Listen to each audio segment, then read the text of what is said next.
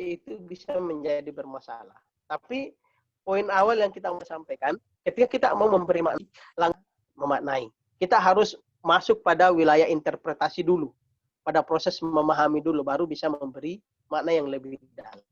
Nah, dalam kalau kita mau membandingkan dengan apa yang bisa kita baca dari Al-Quran, Bapak Ibu teman-teman sekalian, memahami dan mengetahui itu dalam Al-Quran itu paling tidak menggunakan 6 terminologi untuk proses aktivitas intelektual.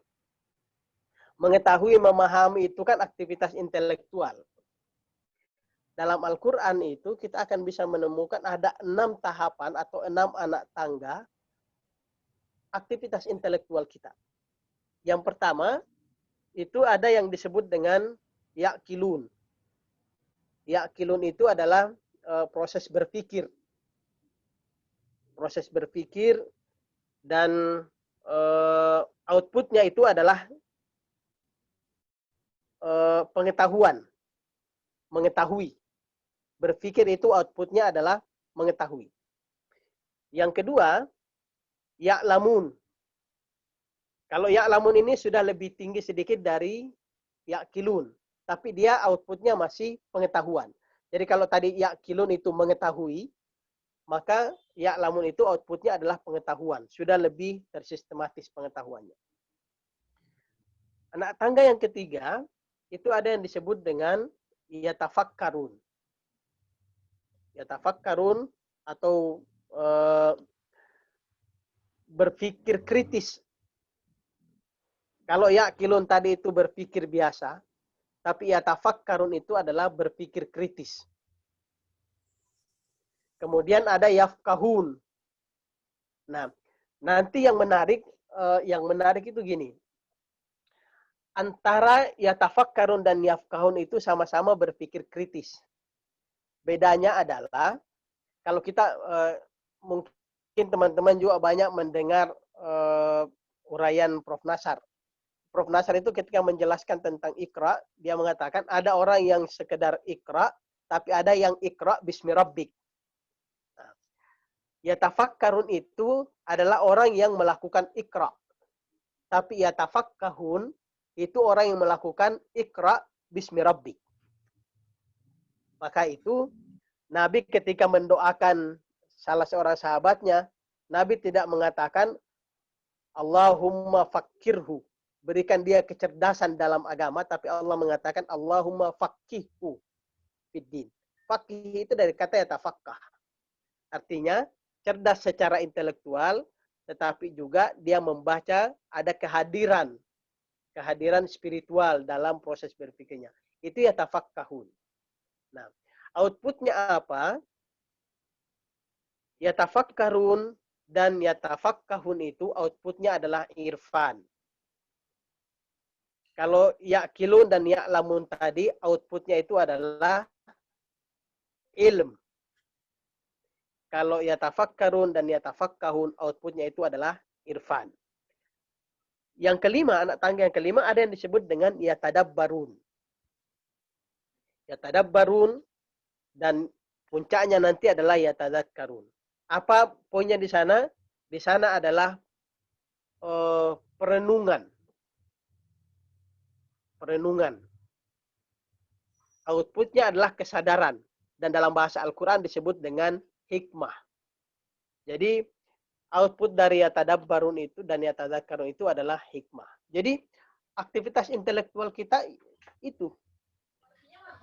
Ya'kilun, ya'lamun, yatafakkarun, yatafakkahun, yatadzakkarun.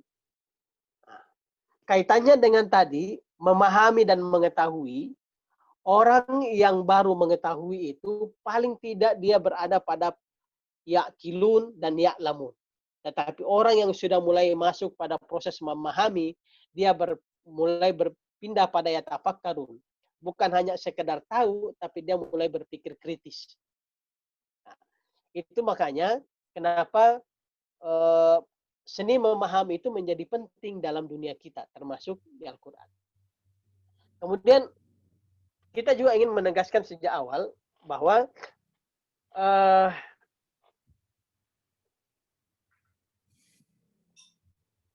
kenapa kita menerima hermeneutika sebagai sebuah alat dalam menafsirkan Al-Quran. Ini yang dikritik oleh sebagian orang-orang yang menolak hermeneutika itu. Dia mengatakan ulumul Quran itu sudah sedemikian padatnya. Ilmu-ilmu Al-Quran itu sudah sedemikian padatnya dan bahkan dianggap sudah lengkap untuk memahami semua persoalan. Nah, ya inilah masalahnya adalah kita tidak, saya ingin mengatakan sejak awal, ketika kita menerima hermeneutika, bukan berarti kita menolak atau mengganti kaidah-kaidah tafsir itu dengan hermeneutika. Justru sebaiknya kaidah tafsir ini disandingkan dengan cara berpikir hermeneutis. Sehingga kita menjadi lebih kaya. Dalam sebuah analisa teman-teman yang lain dikatakan gini. Kaidah-kaidah tafsir itu adalah kaidah yang masih dipengaruhi oleh cara berpikir eksakta. Cara berpikir hitam putih. Sehingga misalnya proses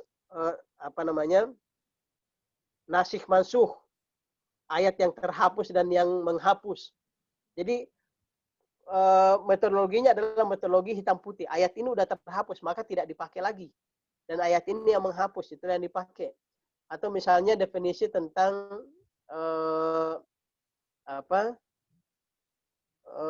qat'i zanni. Ada yang qat'i, ada yang zanni, ada yang muhkam, ada yang mutasyabih. Jadi metodologi yang dipakai itu pendekatannya masih pendekatan hitam putih. A atau B. Nah, hermeneutika itu tidak demikian. Hermeneutika itu nanti menjadi sangat luas. Malah yang dianggap muhkam itu bisa menjadi mutasyabih dalam turunannya. Pada poin intinya dia muhkam, tapi turunannya nanti menjadi mutasyabihat. Contohnya apa? Contohnya misalnya ayat Al-Quran yang mengatakan Yas'alunaka 'anil mahid. Ketika engkau ditanya tentang al-mahid, tentang wanita yang haid. Ya, lalu dikatakan la takrabuhunna hatta yathurna. Jangan mendekati mereka sampai mereka itu suci. Nah, kategori kata al-mahid itu menjadi perdebatan. Yang qat'i di sana adalah orang yang haid itu tidak boleh didekati. Tapi mendekati sampai batas mana yang tidak boleh. Itu yang menjadi mutasyabihat. Sama juga dengan persoalan berwudu misalnya. Aula mastumun nisa. Bersentuhan dengan perempuan itu haram. Qat'inya di sana. Tetapi bersentuhannya yang mana, itu yang menjadi mutasyabihat. Maka itu menjadi perdebatan dalam fikih. Maka itu kita bisa memahami kalau pakai pendekatan hermeneutika, sesuatu yang muhkam pada pokoknya, tapi pada turunannya, dia bisa menjadi mutasyabihat. Nah, ini yang menarik.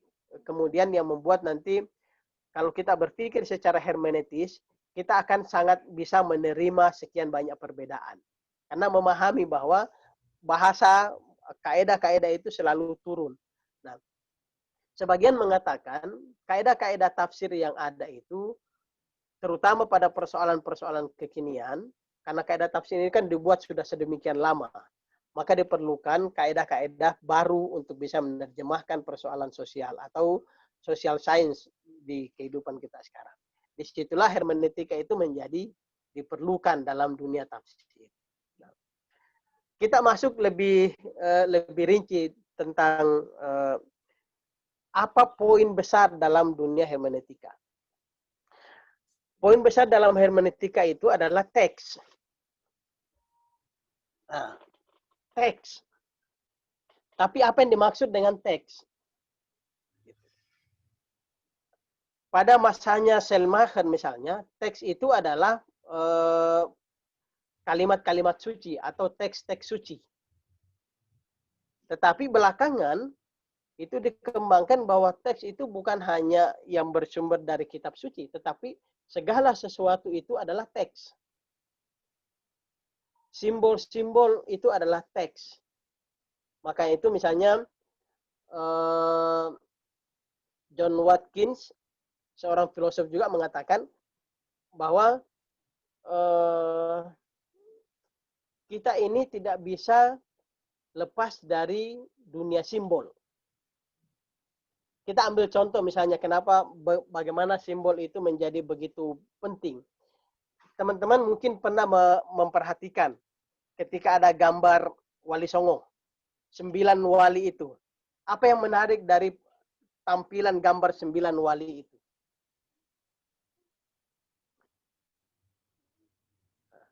Yang menarik dari tampilan gambar 9 wali itu adalah di antara semua 9 wali, hanya Sunan Kalijaga yang berbeda penampilannya.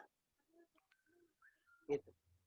Kalau teman-teman memperhatikan, 8 wali yang lain itu dalam gambarnya, dan itu personifikasi beliau-beliau itu tampil dengan memakai sorban. Tetapi Sunan Kalijaga tampil dengan menggunakan blangkon.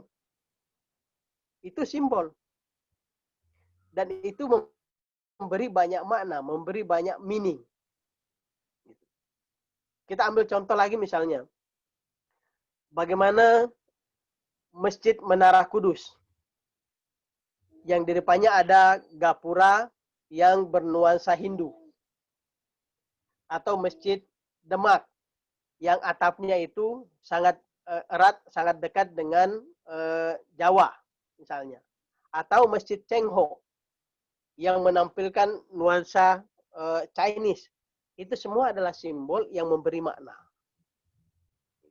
Jadi dalam perkembangannya, teks itu bukan hanya yang tertulis, tetapi segala sesuatu itu adalah teks. Dan itu bisa dibaca. Apa? Sebentar. Apa? Ya udah nggak boleh ya. Udah aja. Nah, di sini aja sama ayah. Oke, kita lanjut.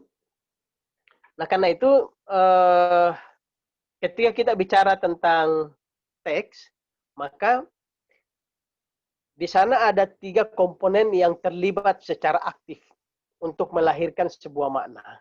Ada yang disebut dengan teks itu sendiri, kemudian ada yang disebut dengan penulis teks, kemudian ada yang disebut dengan pembaca teks. Jadi inilah triadik dialektis dalam dunia hermeneutika. Teks, penulis teks, dan pembaca teks. Nah, ini yang nanti melahirkan makna yang begitu dahsyat. Salah satu penolakan juga yang sering diajukan oleh teman-teman yang tidak setuju dengan hermeneutika, karena dalam dunia hermeneutika itu, terutama hermeneutika kritis pada periodenya Habermas kemudian Derrida, itu dikatakan ada istilah the death of author, matinya sang pengarang atau matinya sang penulis, di mana makna itu diserahkan sebebas-bebasnya kepada pembacanya untuk memberi makna terhadap teks yang ada. Nah, ini yang dikritik oleh teman-teman yang menolak hermeneutika dalam dunia tafsir Al-Quran. Karena autornya Al-Quran itu adalah Allah Subhanahu wa Ta'ala. Pengucapnya itu adalah Allah Subhanahu wa Ta'ala. Kalau menggunakan pendekatan hermeneutika kritis ini tadi, yang mengatakan menerima istilah the death of author, matinya sang pengarang, itu berarti kita harus meninggalkan Allah dalam proses memahami Al-Quran. Nah, itu kan menjadi masalah. Gitu. Kalau kita semata-mata melihatnya dengan kacamata seperti itu. Wah, ini ada jagoan saya satu ini. Oke, jadi dalam dunia tafsir kemudian kita harus memberikan penjelasan yang lain tentang author itu. Nah, yang kedua, dalam persoalan teks juga, terutama dalam persoalan author, penulisnya, Ini yang menjadi perdebatan nanti yang kemudian menurunkan model-model hermeneutika. Ada yang mengatakan bahwa kita harus memahami maksud penulis ketika mau memberi makna pada sebuah teks. Tapi ada juga yang mengatakan, udah, penulis itu nggak penting lagi ketika kita memberi makna. Schleiermacher itu termasuk tokoh yang masih menganut paham, Schleiermacher, Dilthey, itu masih menganut paham bahwa penulis itu penting. Maka seorang penafsir itu harus bisa memahami penulisnya untuk bisa mengeluarkan makna dari teks yang dia tulis. Nah, kalau yang hermeneutika kritis belakangan yang menganut paham the death of author, seorang penafsir tidak penting lagi untuk memahami apa maksud penulis ketika dia melahirkan sebuah teks. Bagi dia cukup saya memahami teks yang ada, memahami ada istilahnya the word of text, dunia yang hadir dalam teks itu, lalu kemudian menerjemahkan teks itu dalam dunia yang saya miliki, sehingga menyambung antara dunia teks dan dunia saya, atau dalam bahasa yang lain antara teks dan konteks, lalu kemudian melahirkan sebuah makna. Nah, di sini, bagi kelompok yang kedua ini, the author itu nggak penting. Dalam dunia tafsir, kalau kita mau melihat, dua-duanya akan sulit diterima kalau menggunakan pendekatan ini. Misalnya, kalau kita menempatkan teks, author, dan penerjemah, Al-Quran sebagai teks, Allah sebagai penulis, pengucap Al-Quran, pengucap wahyu, atau sumber wahyu, lalu kita sebagai penerima wahyu, mau memahami teks Al-Quran sesuai dengan keinginan penulisnya, tidak ada satupun di antara kita yang bisa memahami apa maksud Allah dalam sebuah teks Al-Quran. Gitu. Tidak ada di antara kita yang bisa benar-benar paham apa maksud Allah ketika menulis kalimat misalnya Alhamdulillahirabbil alamin. Nah, kalau mau pakai pendekatan yang pertama, kita harus memahami sang penulis untuk bisa memahami teks. Kita akan kesulitan karena kita nggak pernah tahu Allah yang sebenarnya dalam hal itu. Nah, kalau pakai pendekatan yang kedua, udahlah horizon.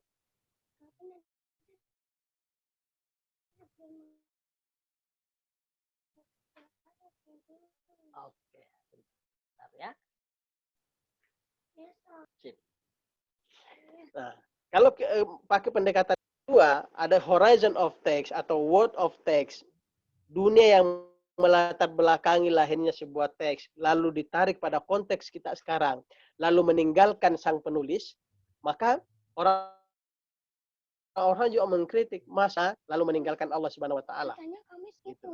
Itu persoalan yang dikritik, tapi dalam dunia penafsiran, bagi kita yang bisa menerima hermeneutika, itu selalu ada jalan tengah yang bisa diambil. Disitulah yang disebut dengan the art of interpretation, seni memahami. Di situ pentingnya memahami hermeneutika itu sebagai sebuah seni. Gitu. Sebentar teman-teman kalian, apa nak? Itu kan besok itu Selasa tanggal merah. Oke. Ntar besok beliinnya ya. Oke, boleh. Ya, sekarang bobo. Ya, tapi pintunya boleh yang kayak gini. Iya. Oke. Bukannya ke atas. Iya.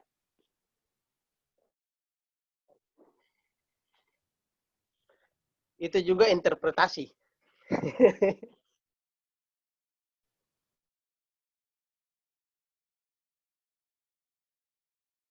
yang sangat mewarnai proses hermeneutika. Teks, penulis, kemudian pembaca teks. Nah, di Derrida ini adalah tokoh belakangan hermeneutika masuk dalam dunia kelompok hermeneutika kritis. Itu dia mengatakan bahwa makna itu atau meaning itu tidak pernah satu. Makna itu selalu bergulir pada mata rantai, pada jejaring. Jadi apa yang saya anggap benar saat ini belum tentu bagi orang lain itu benar. Karena setiap orang punya caranya membaca masing-masing, punya penanda dan petandanya masing-masing. Jadi dalam bahasanya Derrida, Saussure itu, kebenaran itu selalu berjalan pada mata rantai penanda dan petanda. Penanda petanda itu disebut sebagai teks. Jadi misalnya penanda itu adalah teksnya, petanda itu adalah pembaca teksnya. Jadi saya ketika melihat misalnya contoh tadi Sunan Kalijaga, kok dia pakai blangkon. Lalu saya memberi makna pada kata itu, oh Sunan Kalijaga itu ternyata ingin menampilkan dirinya sebagai tokoh yang sangat akrab dengan budaya lokal. Maka kalimat saya tadi itu bahwa Sunan Kalijaga ingin mengakrabkan dirinya dengan budaya lokal, itu menjadi teks baru. Teks baru dalam makna saya. Nanti teks itu akan dimaknai lagi oleh orang lain sebagai teks yang bergulir terus-menerus. Sehingga kebenaran dalam bahasa Derrida itu tidak pernah menjadi sesuatu yang permanen, kecuali dia terus-menerus bergulir dalam mata rantai penanda tadi. Nah, ini yang membuat kalau kita mengikuti logika ini, yang membuat kita itu tidak bisa lepas dari yang namanya perbedaan. Gitu. Yang membuat kita tidak bisa lepas dari perbedaan. Karena apa yang saya pahami terhadap satu hal bisa jadi berbeda dengan yang orang lain pahami terhadap hal yang sama. Maka bagi seorang yang menganut paham hermeneutika, dia akan selalu bisa menerima perbedaan.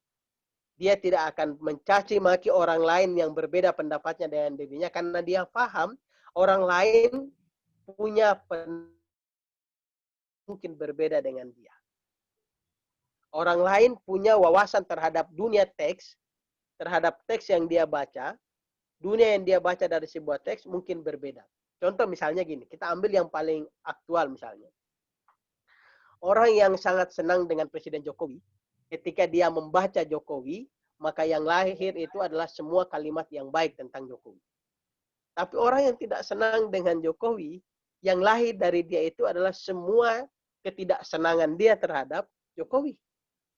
Bagi seorang hermeneutis, dia akan mengatakan tidak masalah perbedaan semacam itu. Mereka boleh tidak senang dan kita juga boleh menyenangi. Tapi bagi orang yang tidak berada dalam dunia hermeneutis, dia akan mengatakan Anda harus setuju dengan pendapat saya.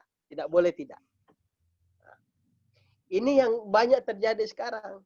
Orang yang memaksakan kebenarannya, memaksakan klaim kebenarannya harus diterima oleh orang lain.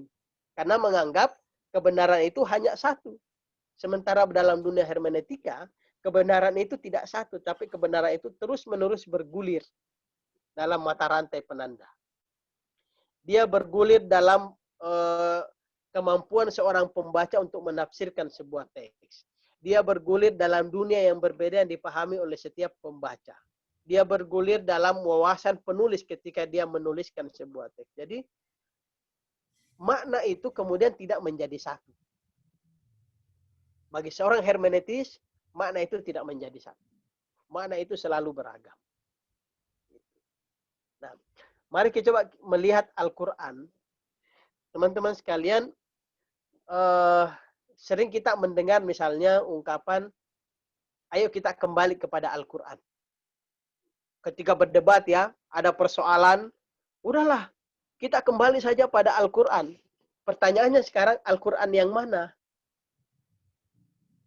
Al-Quran yang ditulis oleh penulisnya, yaitu Allah Subhanahu wa Ta'ala, atau Al-Quran yang disampaikan oleh Jibril kepada Nabi Muhammad, atau Al-Quran yang disampaikan, diterima oleh Nabi Muhammad, lalu disampaikan kepada sahabatnya, lalu kemudian dari sahabat menyampaikan ke kita, atau Al-Quran yang kita pahami ketika membaca sebuah teks.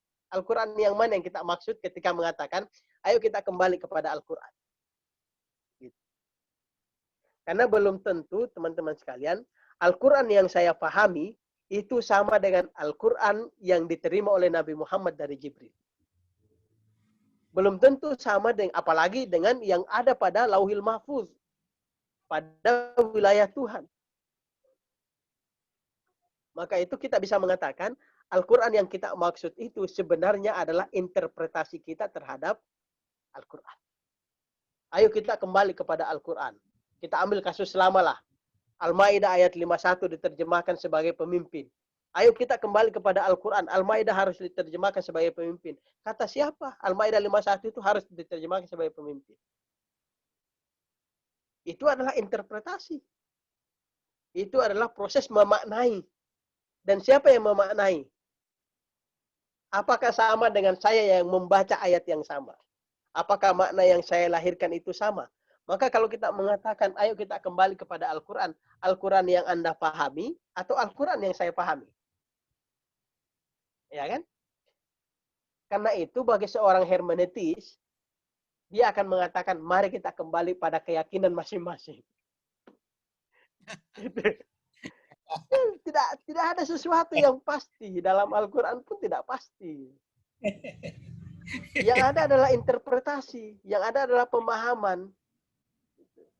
Bahkan dalam tahapan Al-Quran itu ada yang disebut dengan Al-Quran, ada terjemahan Al-Quran, ada tafsir Al-Quran. Jadi yang mana yang kita maksud ini? Jadi begitu luasnya, dan dari sini mau kita sampaikan bahwa bagi kita harus menerima segala perbedaan itu dengan hati. Seorang hermeneutis itu akan bisa menerima perbedaan karena dia memahami bahwa setiap orang caranya, punya jalannya ketika dia memahami sesuatu. Masalahnya nanti adalah apakah proses dia memaknai proses meaning tadi itu, dia dari mengetahui langsung kepada meaning, atau dari mengetahui masuk pada proses memahami, baru kemudian melahirkan meaning. Kalau dia loncat dari mengetahui langsung pada meaning, kita bisa mengatakan kemungkinan banyak salah pemaknaan terhadap sesuatu. Tapi kalau dia dari proses mengetahui, masuk pada proses memahami, baru kemudian dia melahirkan makna, itu kemungkinan besar dia akan bisa lebih dekat pada makna yang diinginkan oleh sebuah teks. Nah, ini bincang-bincang awal kita untuk pada memahami secara sederhana apa yang kita maksudkan sebagai hermeneutika. Begitu luas cakupannya, insya Allah di pertemuan ke depan kita akan bicara lebih detail tentang teori hermeneutika. Kenapa bukan pembicaraan sedikit, saya mengatakan sedikit karena tidak akan jelimet terlalu dalam tentang hermeneutika, hanya sedikit saja supaya kita bisa membedakan antara hermeneutika dengan kaidah tafsir. Jadi setelah nanti kita selesai dari hermeneutika, kita akan masuk pada kaidah tafsir, baru kita masuk pada bagaimana menggunakan dua alat ini untuk memahami Al-Quran. Bagaimana menggunakan alat hermeneutika dan alat metode tafsir untuk memahami Al-Quran. Insya Allah kita akan menemukan yang luar biasa di sana. Kita bisa melihat teks itu jauh lebih luas dari sekedar lembaran Al-Quran. Kita juga bisa memahami masyarakat jauh lebih dalam dari sekedar apa yang dilihat secara realitas, kasat mata, empiris. Karena bisa menangkap dalam dunia hermeneutik itu ada 3 terhadap teks. Ada yang disebut dengan dan disebut dengan what behind the text. Dunia yang ada di teks atau yang melatar belakangi sebuah teks. Disebut dengan world within the text. Dunia yang menyertai, yang hadir bersamaan dengan teks. Ada world in front of the text. Dunia yang ada di masa depan teks. Jadi dunia hermeneutika kita diminta untuk bisa membaca dunia teks ini. What behind the text, yang melatar belakangi lahirnya sebuah yang ada di belakang teks. What within the text, dunia hadir bersamaan dengan teks. Dan what out of the text, dunia yang ada di masa depan teks. Sehingga sosiologi disebut fenomena, kita tidak terpaku hanya pada apa yang dilihat, hanya within the word, a word within the text, hanya dunia yang hadir pada teks saat itu. Tapi kita melihat dunia yang melatar belakangi teks dan dunia yang akan setelah teks itu kita maknai. Itu pentingnya memahami 3 persoalan tadi ini. What behind the text, what within the what in front of the text. Nah, kira-kira seperti itu teman-teman kalian untuk awal. Saya juga berharap teman-teman yang hadir ini, saya yakin banyak yang sangat paham dengan atau dengan dunia filsafat, dunia hermeneutika, kita bisa berbagi. Saya mungkin juga banyak kekurangan dalam paparan tentang hermeneutika, tapi kita yang terpenting adalah bagaimana kita bisa secara bersama mengerti tentang alat yang diperlukan untuk memahami Al-Quran dan juga tentunya hadis. Ya. Yang terpenting itu 2 ini. Tapi kalau kita bicara hermeneutika salah satu. Karena segala sesuatu itu adalah teks. Tapi kita dalam konteks kita beragama, kita perlu sekian banyak alat yang membuat kita itu lebih dalam, lebih luas dalam membaca dalil-dalil kitab. Kita sandarkan pada apa yang disampaikan oleh Nabi Shallallahu Alaihi Wasallam. Tufikum amrain lan tadillu ma in tamassaktum ma kitab Allah wa sunnata rasuli. Saya tinggalkan hal bagi kalian yang kalian tidak akan tersesat selama berteguh pada keduanya, Al-Quran dan Sunnah Rasul. Disinilah mengapa kita perlu memiliki banyak alat untuk memahami Al-Quran dan Sunnah Nabi itu. Kita bisa lebih dekat pada penulisnya. Bisa dekat pada makna yang diinginkan oleh penulisnya. Sebab kita tidak punya alat yang banyak, kita mungkin akan memahami teks-teks Al-Quran dan hadis Nabi agak jauh dari keinginan penulis. Karena kita punya alat untuk masuk lebih dalam.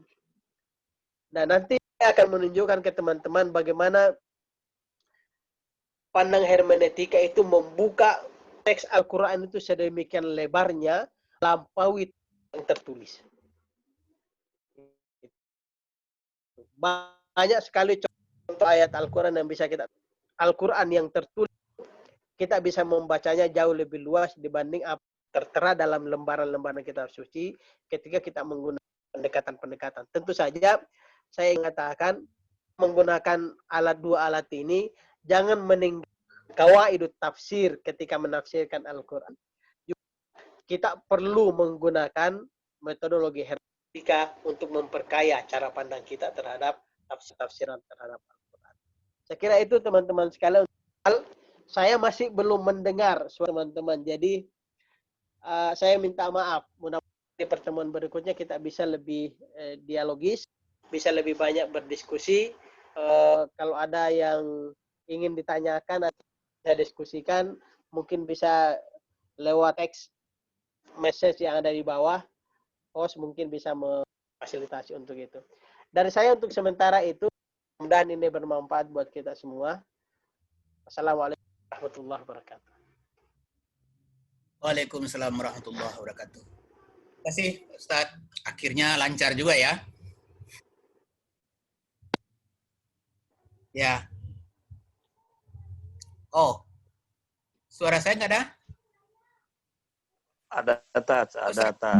Jelas kok. Oke, ya. Terima kasih Pak Ustadz Mas'ud. Cukup jelas, saya kira cukup mendalam sekali. Meskipun dari awal saya ingin mengantarkan di awalnya tadi itu sebagai pengantarnya saja, tapi udah langsung masuk ke materi ya, sebenarnya. Tadi ada message ya. Bentar, saya coba baca di message aja. Ya. Ya, bagaimana mereka memahami ayat 6 dan huruf-huruf muqatta'ah dalam Fawatihus Suwar Al-Quran. Nah, ini menarik. Langsung jawab aja. Ya, saya baca pertanyaan tadi. Saya malah dalam pendapat materi yang saya lakukan, kita salah satu yang akan menarik lihat secara hermeneutik suratul Fatihah. Bukannya ayat 6-nya. Tapi dari Bismillahirrahmanirrahim sampai ayat itu kalau kita lihat secara hermeneutis biasa dalamnya. Bagaimana kita misalnya melihat kata ismun itu keluar dari makna aslinya. Selama ini kita terjemahkan sebagai ism nama, kita mengatakan dengan nama Allah. Ya. Bagaimana memaknai kata Bismillahirrahmanirrahim itu dan tidak mengatakan dengan menyebut nama Allah. Ismun itu tidak selalu, bukan hanya bermakna nama, tapi yang lebih dalam ketika kita mencoba untuk menyelidikinya. Dan pendekatan yang bisa kita pakai pendekatan hermeneutik.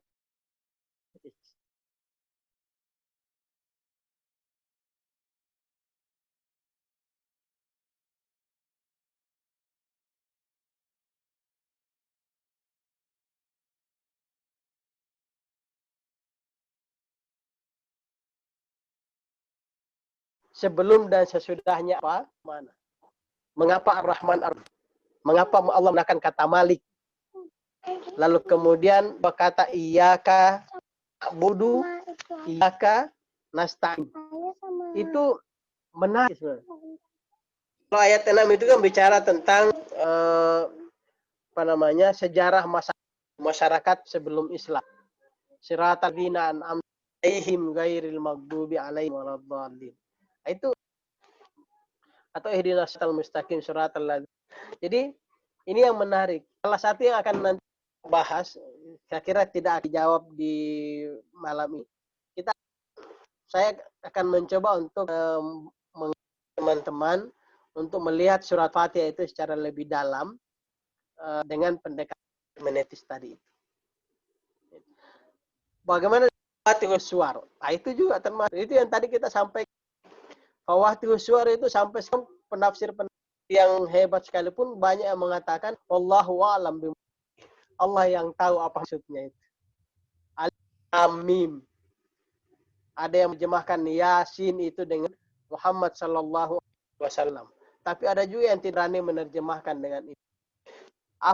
Kenapa di sini Al-Mim? Kenapa di ayat lain Alif Lam Mim Ra? Kenapa di ayat lain dikata Alif Lam Mim Kaf Ha Ain Sin seterusnya. Ada juga yang kita melihat Fawatihus Suwar, setiap surah yang dimulai dengan Fawatihus Suwar itu selalu bicara tentang Al-Qur'an. Nah, apakah itu punya kaitan makna Fawatihus dengan Al-Qur'an yang dijelaskan ayat-ayat pertama?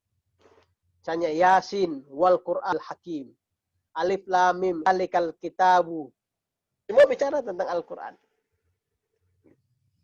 Apakah itu juga memberi makna? Nah, itu menarik untuk dikaji. Maka itu tadi saya mengatakan ketika baca Al-Qur'an teman-teman sekalian, kita tidak bisa melepaskan diri di qawaidut tafsir, tapi untuk memperkaya pemahaman kita membutuhkan hermeneutika.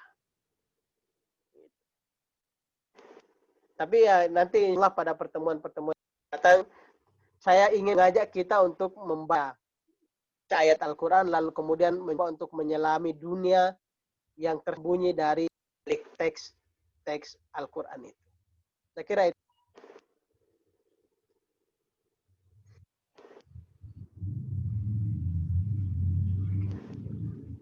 Ya, baik Ustadz.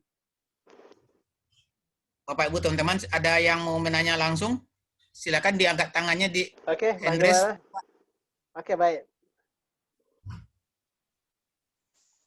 Oh. Saya sampai sekarang belum. Oh. Assalamualaikum. Assalamualaikum. Di-unmute, Pak. Di-unmute, Pak, enggak? Oh. Unmute dulu, Pak. Sudah di-unmute. Ya. Kalau tidak ada pertanyaan lagi, ada Tat. saya kembalikan Usul ke saja hostnya.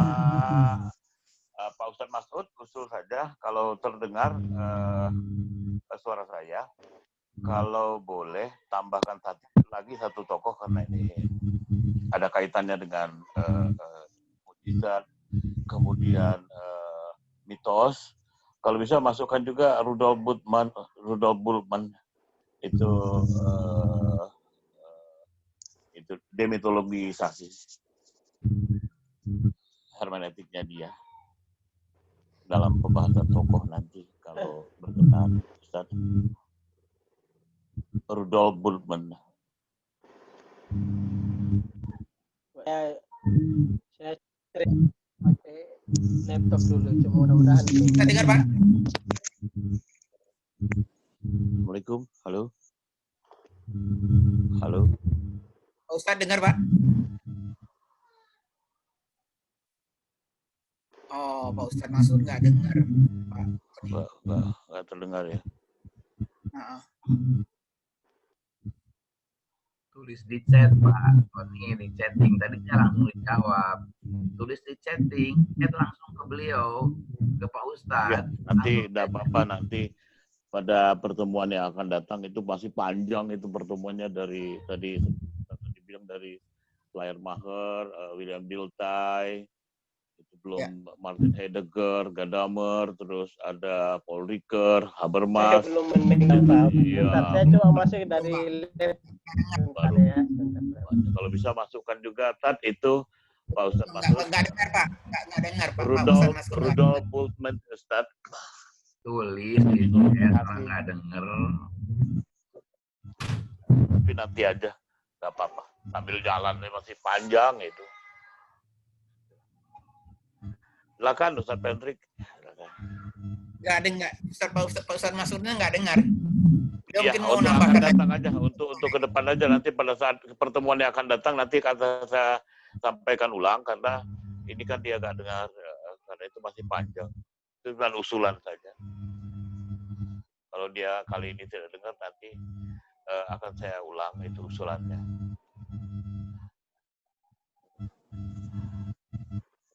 Ya, silakan Ustadz Pendrik.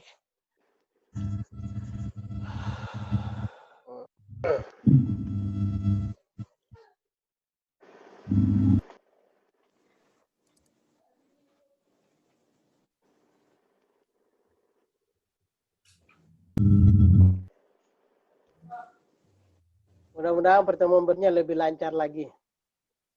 Amin, amin. Amin. Nah, ini Terima kedengeran. kasih. Saya matikan ya. Saya makan yang ini. Dengar, Pak? Pak Ustadz? Ya, Pak ya Ustadz bisa dengar? alhamdulillah ini. Ya, kedengaran. Harusnya dari tadi Pak. Nah, Ya. Tapi gelap ya. usulan dari Pak Tony tadi itu, Pak Ustadz. Oh ya. Ya, Ada usulan dari Pak Tony untuk berikutnya tolong dimasukkan tokoh. Bukan berikutnya maksudnya tadi Ustadz Masud mengusul berencana mengelaborasi 7 tokoh. Kalau bisa masukkan satu lagi itu ya. dalam tokoh pokoknya itu Rudolf Bultmann yang demitologisasi. Oh ya, Bultmann. Ya, Iya, Bultmann juga masuk. Seru itu. Tadi saya cuma menyebut beberapa tokoh aja tanpa Ya. bermaksud untuk merinci, hanya menyebutkan aja tadi itu Pak Tony. Iya, Tat. Hanya mengatakan ada beberapa tokoh kunci. Masih banyak sebenarnya, ada Bultmann, ada Betty, ada Wittgenstein, masih banyak lagi yang bisa kita uraikan. Iya, karena Rudolf Bultmann itu kan di kalangan Kristen kan dianggap sebagian itu menyimpang Ya. itu. Jadi seru kalau kita masuki dunia itu. Ya. Terima kasih Ada Ustaz juga Masud. yang menarik itu. Terima kasih. Ya, Tat. Terima kasih Pak Tony. Itu Iya. juga ada yang menarik kalau kita mau belajar teologi Kristen itu teologi Whiteheadian. Itu Ya. juga pemberontak teologi Kristen tapi melahirkan sebuah teori baru. Siapa, Tat? Whitehead. Oh iya, betul. Nah, teologi Whiteheadian itu. Betul. Asik ini, seru ya. Seru, Tat, seru. Iya, baik, makasih banyak. Mudah-mudahan kita bisa berbagi. Ya, cukup kali Pak Ustadz. Oke, baik. Saya terima kasih teman-teman semua. Mudah-mudahan insya Allah di pertemuan berikutnya kita bisa lebih detail tentang hermeneutika untuk memahami lebih awal. Kemudian nanti juga kita masuk pada qawaidut tafsir untuk bisa menyandingkan dua alat ini. Karena poin kita sebenarnya itu adalah memahami Al-Quran. Ya, saya ingin menutup ini dengan pernyataannya siapa Hasan Hanafi, seorang tokoh hermeneutika Islam, hermeneutika pembebasan. Dia mengatakan hermeneutika itu baru bermakna ketika dia bisa dipakai untuk mengaktualisasikan ayat Al-Quran. Kalau hermeneutika hanya menjadi sebatas ilmu pengetahuan, sebatas cara memahami tapi tidak mampu mengaktualkan apa yang dipahami, maka itu tidak ada artinya. Maka kita butuh semua alat ini untuk bisa memaksimalkan diri kita, mencitrakan Al-Quran dalam kehidupan keseharian, menarik makna-makna terdalam dari Al-Quran untuk bisa melahirkan dunia praksis yang lebih baik sesuai dengan Al-Quran. Tapi lagi-lagi tadi itu poinnya, ayo kita kembali ke Al-Quran. Tapi Al-Quran yang mana?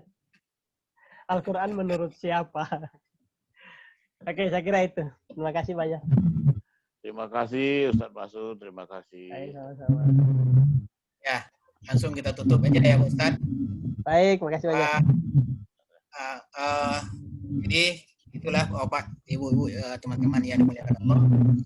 Kita sudah menyelesaikan di sesi pertama dari kajian kita hermeneutika, penerapan penafsiran Al-Quran dan kehidupan beragama. Saya malah ingin mengusulkan tadi itu kita sebaiknya jangan dulu masuk ke materi pokoknya, tapi kita masih butuh pengantar agak satu sisi lagi dari Pak Ustadz itu. Artinya apa? Supaya kita semakin sama dulu, landasan berpijaknya sama dulu, persepsinya sama dulu dari awal, biar tidak terlalu kesenjang, tidak terlalu mengalami kesenjangan, baik Pak Ustadz menyampaikan ataupun audiensnya yang mengikuti nantinya. Ya. Tadi misalnya saya ingin memberikan stressing point-nya saja, misalnya tetap hermeneutik itu adalah ilmu alat, di samping ilmu alat yang lain, misalnya logika. Kalau logika itu sangat empiris, terukur, bisa diakses dengan indera. Tapi kalau hermeneutika itu lebih kepada interpretasi, lebih kepada tadi disebut malah irfani. Nah, itu. Jadi di segi itunya saya ingin lebih dielaborasi lagi oleh Pak Ustadz di pertemuan kita yang akan datang. Dan mudah-mudahan kita tunggu saja di Rabu ketiga setiap bulan ya Pak Ustadz? Ya, Rabu ketiga setiap bulan. Rabu ketiga setiap bulan.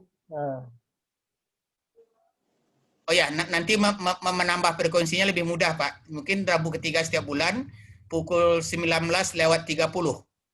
Nanti akan kita share banner-banner dan linknya tetap akan kita share kepada jamaah semuanya.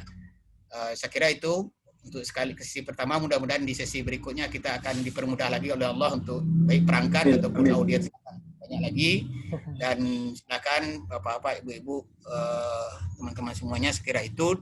Dan mohon maaf dari saya. Billahi taufiq wal hidayah. Assalamualaikum warahmatullahi wabarakatuh. Kita kembalikan kepada Waalaikumsalam warahmatullahi wabarakatuh. Waalaikumsalam warahmatullahi wabarakatuh.